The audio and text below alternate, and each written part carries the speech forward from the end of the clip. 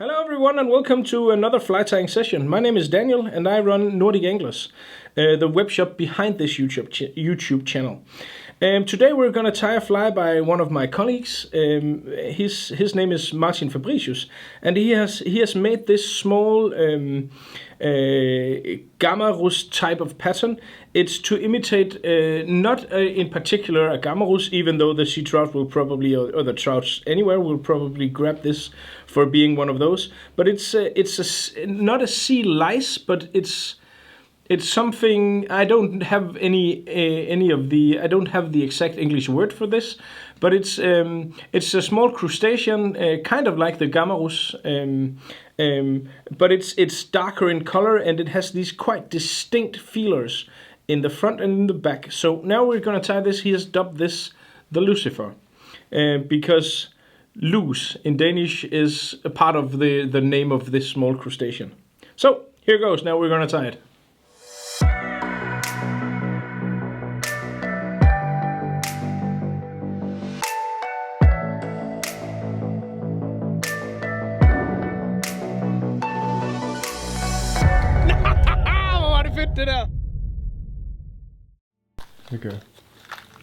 Okay, so here goes. Now we're gonna tie the Lucifer.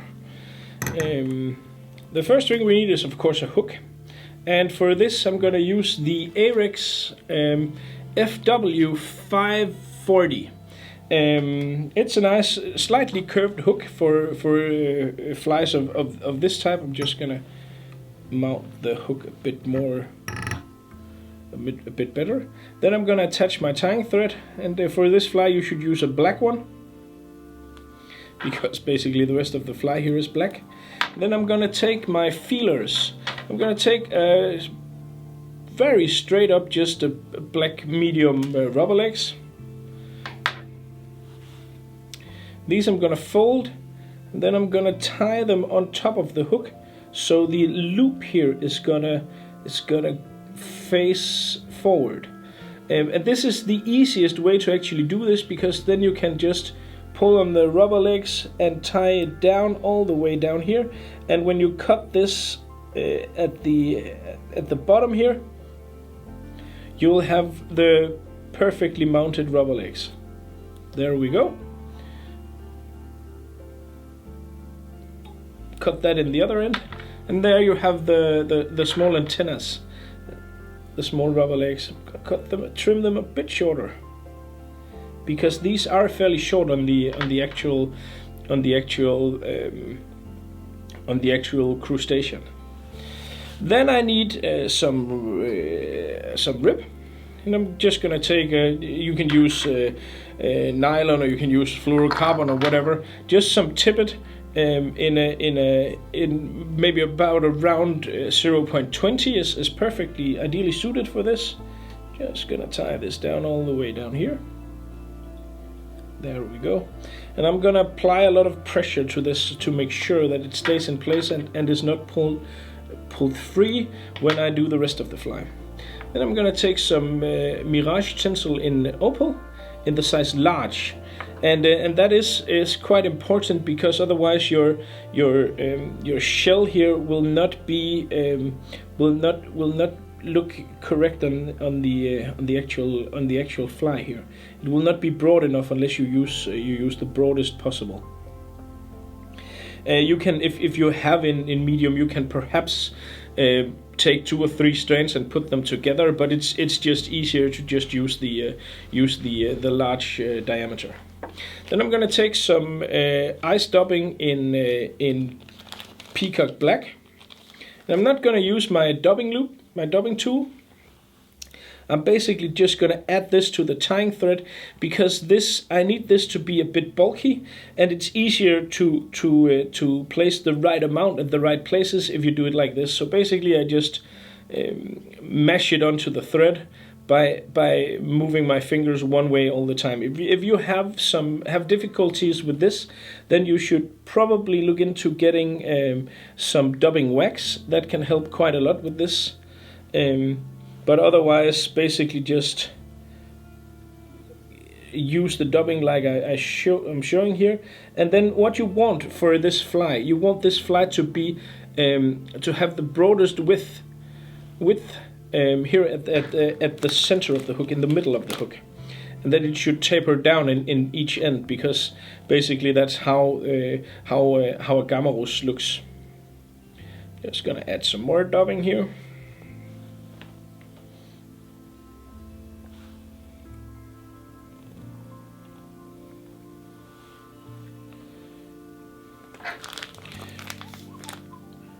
So as I said, this is not a difficult fly, but it's a pattern that looks very much like a lot of different small things. So it's one of those flies that, you know, if it's presented to a trout, more often than not they will grab it, simply because it's free food, and everyone loves free stuff, trouts included.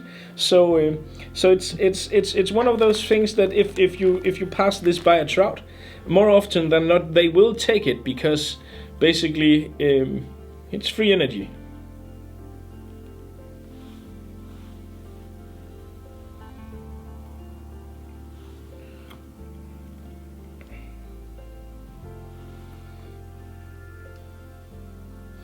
And as you can see now, I have a thicker middle part, and then it tapers down in the front and in the back as well. Then I'm gonna fold my my Mirage tinsel on top of the dubbing and everything. Tie this down, secure it.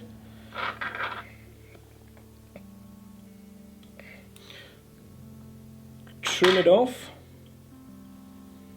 And then I'm gonna take my rib here and turn the rib to make this fly more durable, but also to give it kind of like a segmented feel and look.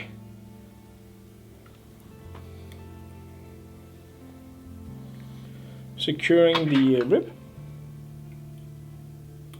cutting that away. Gonna make a whip finish.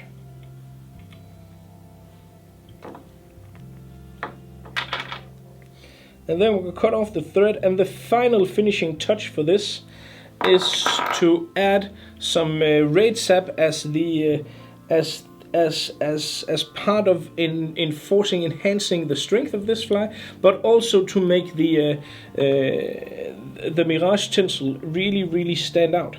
So I'm gonna take a really small amount of this and just place it right on top here. And this will give a really cool effect to the way that my tinsel looks, but it will also make sure that my rib stays in place. There we go. Just gonna harden that, gonna cure that.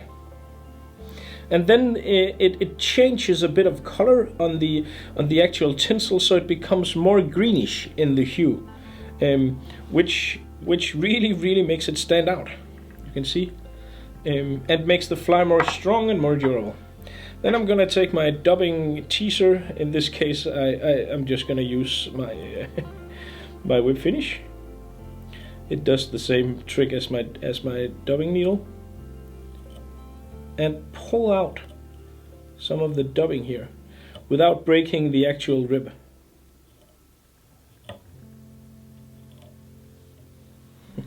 Hope I didn't say that too early. That's also why it's a good idea to apply a lot of dubbing to this. So you'll get the right tapering on the body, but also so you will be able to actually pull a lot of the dubbing out here. This will give your fly a more lifelike appearance in the water, a more see-through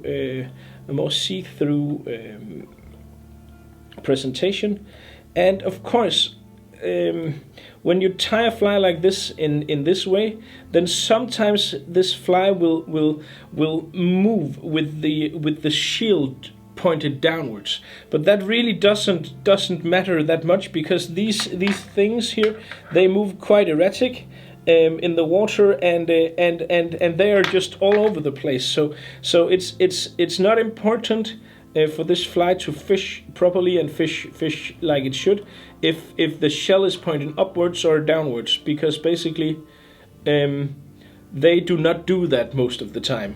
They just fool around in the water. I think they probably have some, you know, things they tend to and stuff, but they look very, very erratic when you actually study these in the water, and they move quite strangely and quite in accordance with, well, basically probably the rules of chaos or something. So there you have the finished fly, the Lucifer. Small, black, shiny, with horns, as is known or something. Here is the finished fly, the Lucifer. As always, you can find the complete material list and the complete material kit for this fly and many other flies at nordicanglers.com. It's also available down here in the description below. It would mean a lot to us if you would subscribe to the channel. Otherwise, I wish you all the best of luck out on the water. Thank you for watching.